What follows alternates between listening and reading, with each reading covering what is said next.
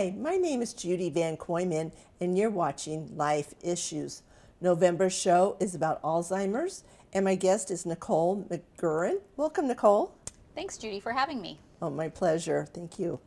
Nicole, what is your title? I'm the Director of Programs and Services at the Alzheimer's Association Massachusetts, New Hampshire chapter. Okay, and how long have you been with the association? I've been there 15 years in September. Wow, congrats. Thank you. And what is Alzheimer's disease? Alzheimer's is a degenerative brain disorder that affects someone's memory, thinking, and behavior that gradually gets worse over time. It's the most common type of dementia. It accounts for about 60 to 80% of cases of dementia. Okay. And approximately how many Americans have Alzheimer's disease? Well, right now it's estimated that more than 6 million Americans currently have Alzheimer's disease. And then those numbers, of course, when you think about worldwide, are much larger. Wow, unbelievable. And what is dementia? So dementia is an umbrella term. It is a general term for symptoms like changes in memory, changes in thinking, changing in behavior. And there are different types of dementia that fall under that umbrella, and Alzheimer's is one of them. And there are lots of different other types of dementia. In fact, scientists, the more they study, are always identifying new types of dementia all the time. Right now, the second most common type of dementia is vascular dementia, which is caused by changes in blood flow to the brain. That accounts for probably 5 to 10% of cases of dementia. And then you also have some other causes people will hear of: Lewy body dementia or frontotemporal dementia, which have a lot of similarities to Alzheimer's disease, but there's slightly different changes that happen in the brain that cause the symptoms that we see. Okay, so you just named a few types. Is there more? Do you know how many types there is? There are, I would say the types are changing all the time. Really? And the types I mentioned, they all account for maybe 5 to 10%. There are lots of other, more rare types of dementia. Among them, Huntington's disease causes some dementia for people. AIDS can cause dementia for people. There's a type of dementia called Korsakoff syndrome, which is related to having long-term alcohol problems. So there are just many different types of dementia out there. Wow. Okay, and how does Alzheimer's affects the brain? So Alzheimer's causes two major changes to the brain that we see. We see the development of two kinds of abnormal structures in the brain. One of them are plaques that you hear about that are caused by a protein called beta amyloid. And these plaques basically cause blockages between nerve cells that are trying to communicate with each other in the brain. And then there's a second change called tau tangles, and tau is the kind of protein they're made of. And those actually happen inside the nerve cells. And the combination of those plaques and those tangles cause nerve cells in the brain to malfunction and to die. And eventually, over time, the damage becomes so extensive that that doctors can actually see a shrinking of the brain and a loss of weight of the brain as well. Okay. And how does it spread in the brain? So scientists don't know exactly with this amyloid plaques and these tau, like what is it about those structures that cause the changes that we see in Alzheimer's. But they know that in people with Alzheimer's disease, they start in the area of the brain that is responsible for your short-term memory. And that's why for a lot of people with Alzheimer's disease, the first thing families will say they notice is having trouble remembering recent information. And that's because that's where those plaques and tangles are centered in the beginning of the disease. As the disease progresses over years, those changes start to happen in different regions of the brain that are responsible for things like communication and speaking, feelings, coordination, even your automatic functions like swallowing and things like that. And what are the causes? So the causes of the changes we see are those changes in the brain, those plaques and tangles. Okay. It's just that we don't know exactly what it is about them that causes those symptoms to happen. Okay. And what are the risk factors? So the risk factors are definitely something of great interest to people. I'm sure lots of your listeners are concerned about developing Alzheimer's disease. The two greatest risk factors for Alzheimer's disease are ones that we don't have any control over. It's our family history and our age. And the other risk factors that we're starting to learn a lot more about, we do have some control over things like head injury, cardiovascular health, and kind of your overall health habits like smoking, nutrition, exercise. Those are all starting to look like they play a real role in increasing somebody's risk for Alzheimer's disease. And how can you find out if it's Alzheimer's disease? What are the steps? So I think the most important thing that people can do is get informed of what the 10 warning signs are of Alzheimer's disease. And there's a lot of information about the 10 warning signs on our website. And those warning signs include things like short-term memory loss, changes in someone's ability to speak, ability to manage complicated tasks like balancing a checkbook, losing things, being confused about where someone is or the date or the time, and even sometimes for some people, some changes in their visual and spatial abilities, so their ability to judge distances and things like that. And people don't need to have all of those 10 signs, but if people start noticing, a couple of those signs and notice that those signs are really interfering with somebody's ability to do the things that they usually do, that's a cause for concern. And if people notice those concerns, it's important to talk to your primary care doctor, who can certainly do some basic cognitive screening to see, is there a real change in somebody's cognitive abilities, and can also rule out some simple causes for those symptoms, because sometimes those symptoms are caused by things like medication side effects or something like that. If they can't get to the bottom of what it is at the primary care, they'll usually refer someone to a specialist who will likely could be a neurologist, sometimes it's a geriatric psychiatrist, but they'll do some imaging, they'll do some lab tests, they'll do some functional testing, and do a very detailed medical history to come up with what type of dementia someone's dealing with. My mom had Alzheimer's before she passed, but she had some other health issues too. But I wasn't around because she lived in a different state. But I was told that she liked to argue a lot with my family members and everything. So I guess that is part of having Alzheimer's, or saying. It certainly is a common symptom for people. Not everyone has that symptom, but a lot of people you do see sometimes a change in personality or a change in behavior. And a lot of times that argumentativeness is caused by they're having trouble understanding what's going on in the world around them, and they're frightened. And a lot of times when we're frightened, we get testy and we argue and we question. And that's usually where that kind of behavior is coming from, is trying to make sense of the world. Okay.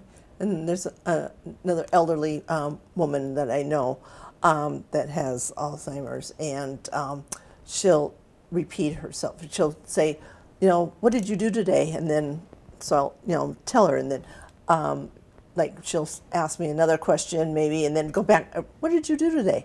So that's part. Yeah, and that's a really common symptom, those kind of repetitive questions combined with that short-term memory. And the reason for that is because of that damage to the brain, and that part of the brain that's kind of your brain's filing cabinet, where when you get very new information, it gets filed away for most of us, so that when someone asks you, what did you have for breakfast, chances are you'll be able to pull out that information. For someone who has Alzheimer's, even in the early stages, that information never gets filed away, so that when you ask them that question, or they're trying to think of the answer to that information, it's just not in they don't have that information to retrieve it. Okay. And when the diagnosis is Alzheimer's, what happens then? So I think when someone receives a diagnosis of Alzheimer's, it's really important first of all, for the family to be involved in hearing that diagnosis, to be able to support the person, and to talk to the doctor about, what are the treatment options for the person who's been diagnosed, and if a family's interested, to learn about what are the options for participation in research. A lot of families want to participate in that. I think it's also important, though, along with that kind of medical information, it's really important for families to get connected with some social support and guidance, to have education on how to deal with those behavior changes that you just described, to get some resources to find, an attorney to talk to do some legal and financial planning, to make sure the family has, if someone is not able to provide all that care needed by somebody, to be able to take advantage of services and things like that. So I think it's a combination of getting that medical care, but also getting that, equally important social support. And the Alzheimer's Association is a great source of finding those resources, finding help with that planning, whether your diagnosis is Alzheimer's or any of those kinds of dementias that I mentioned, or if you're at the point where you're not sure what it is yet, we're there for people for any of those situations. Yes, yes. And what are the stages of the disease? So we generally think of Alzheimer's as having 3 stages, early, middle, and late. And sometimes doctors will refer to that as mild, moderate, and severe, which I think in some ways gives you a little more sense of what you're talking about. So, people progress through those stages very differently. Everyone is, the brain is a complicated organ, and it definitely, you see that from person to person. Generally people live anywhere from, the average is 4 to 8 years after diagnosis, but some people live as long as 20 years. And in my time in this field, I've seen all of it. I would definitely say that whole range. But in the beginning the early stages of Alzheimer's disease, most people, if they're diagnosed early enough, they still are able to do most of the things they enjoy. They might need more reminders, have to write more things down on a calendar, but generally able to participate in their day-to-day life. In the middle stages is when you start seeing people having more trouble understanding the world, having more trouble communicating, needing more help to do their day-to-day tasks. And then in the end stages of Alzheimer's, people start having, really severe troubles with communication, may not be able to speak at all, have trouble with swallowing, walking, and really, have some serious physical impairments as well. Mm-hmm. And what about treating the symptoms? So there are, both drug treatments or pharmacological treatments and non-drug treatments that are available to treat the symptoms of Alzheimer's disease. Unfortunately, there's at this point no cure for Alzheimer's disease. The treatments really are looking at the symptoms. So in terms of the drug treatments, for many years we've had, 2 different classes of drugs available to treat Alzheimer's disease. And both of these drugs kind of help the brain compensate for the damage that's happened to them. It doesn't stop the damage or slow it down, but it helps your brain cope with the damage that's happening. And those drugs are things like cholinesterase inhibitors. Many people have heard of Aricept or Razidine, and memantine, which is also known as Namenda.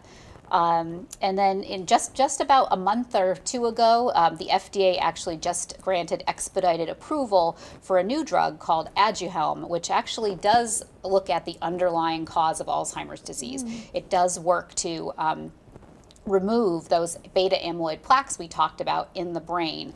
And the hope is that will lead to a slowing down of the progression of the disease. So that's an exciting new development in the treatment world. In addition, certainly there are drugs to also treat some of the kind of behavioral and sleep and mood symptoms for Alzheimer's disease. I definitely would advise people to, work with your physician on those. Those certainly can be helpful, but also have some side effects. And a lot of those drugs weren't intended to treat people with Alzheimer's disease, so it's really important to work with a specialist and to consider the non-drug options.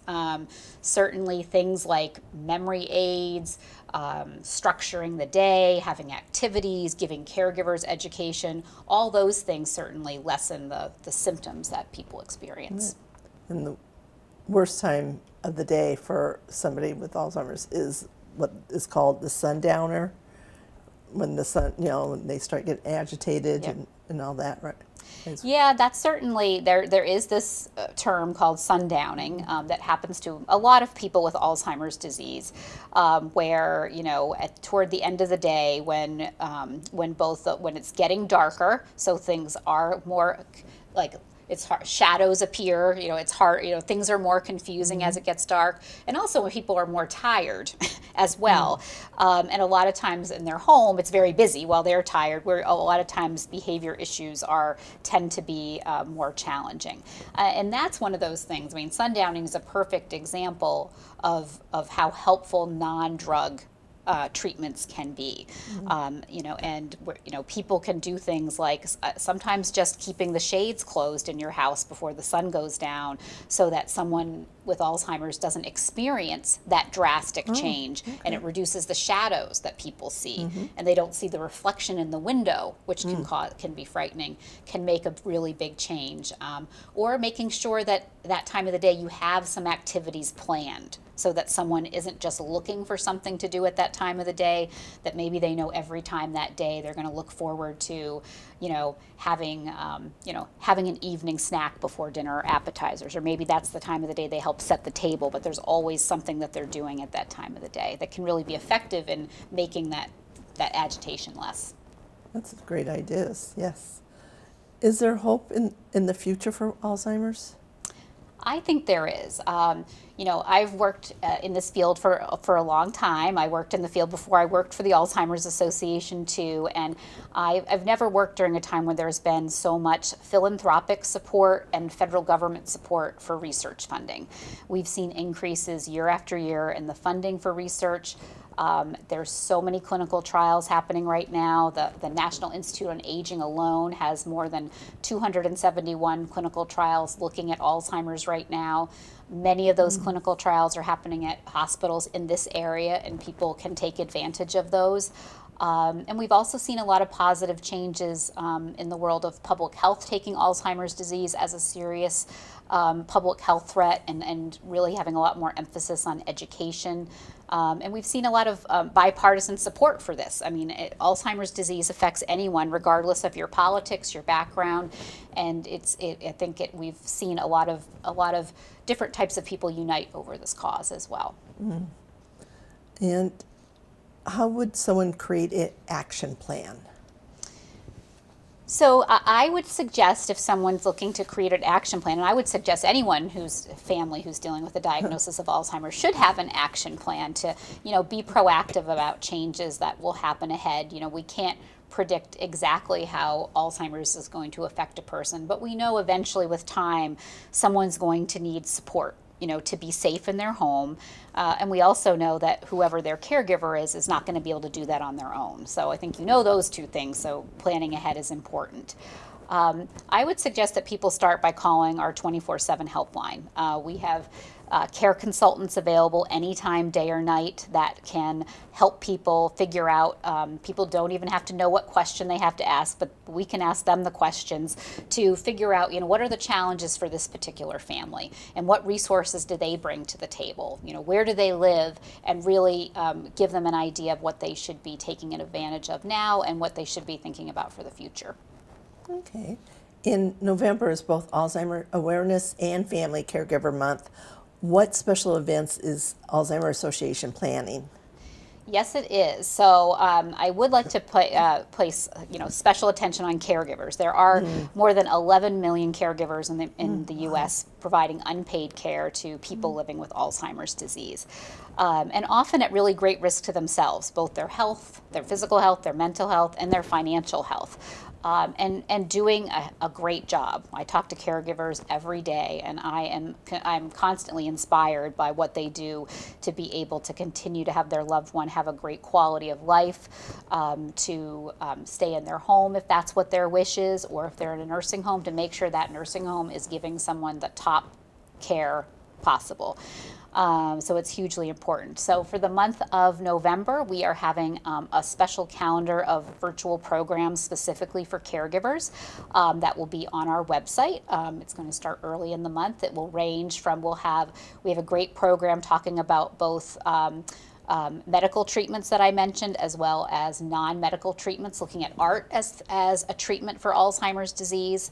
We're going to have an education program about tackling those difficult conversations, such as driving, legal and financial planning, and taking someone to a doctor if they don't want to go. And along with that program, what I'm really excited about was we're going to have a panel of veteran caregivers talking about how they have addressed those challenges during their time. So there'll just be a range of different programs available that people can find on our website, and then on our social media pages we'll be featuring profiles of caregivers as well, to give caregivers the opportunity to share their story and raise awareness of what a huge contribution caregivers are making to others' lives, but also what challenges they face. Right, exactly. And like you've mentioned a couple of times, Nicole, Alzheimer Association has a 24/7 helpline. You mentioned that there's all types of resources on there, and people can call anytime. And even if the caller doesn't know what to ask, somebody at the other end will help guide them. Absolutely. I really urge people to give our 24/7 helpline a try. It is staffed by wonderful experts that can answer all kinds of questions about anything related to Alzheimer's, other types of dementia, or worrying about your memory. They have access to all kinds of resources and programs. It's a great place to get connected to support groups. And it's the kind of place, and we talked just a little bit about some specific challenges, like things one can do for sundowning. That's exactly the advice someone will get on the helpline. Someone can share exactly what their mom or dad, their husband or wife is doing, and the care consultant and the caller can brainstorm on what could we try to do to make that situation better. Give you some ideas of what to try, and then see if it works, and then if it doesn't, because we don't always hit it the first time, to call back and try something again. But like all of the services of the Alzheimer's Association, the 24/7 helpline, the education programs we talked about, the support groups, they're all available at no cost to families, and they're offered anywhere across the country, if your viewers are helping parents in other parts of the country as well. So can you give us that number? I will. It's 800-272-3900. And we also have a really comprehensive website at alzazenzebra.org, and which has lots of resources, but also if people are not comfortable making a phone call, they can reach us by filling out an email form. They can live chat us on that website. There's lots of options for getting the help depending on people's comfort level, and also just where you are when you need the help. You might not be able to talk on the phone. Right. So that's something to keep in mind too. That's awesome. Great. Is there anything else that you'd like to share with our audience that we didn't cover? I appreciate the opportunity to cover so many really important topics. I would just say, for those out there who are caring for someone, I just urge people to reach out and find out what the resources are. Nobody can be a caregiver on their own, and also urge people, if you're not in that caregiving role, just what an important part you can play in this cause by raising awareness of Alzheimer's and talking about it, because we still, this is a disease that still is affected by some stigma, and people being afraid to either talk about it, bring it up. And I think the more people can talk about Alzheimer's, be open about that, be open to helping families they know that are caring for a loved one, that can make a really big difference. Great. Well, thank you. I'm sorry, but that's all the time that we have. Thank you, Nicole, for all you do for those in need. I'd love to hear your thoughts and suggestions. Please send them to lifeissuestv@gmail.com. And remember, live each day to the fullest and celebrate life.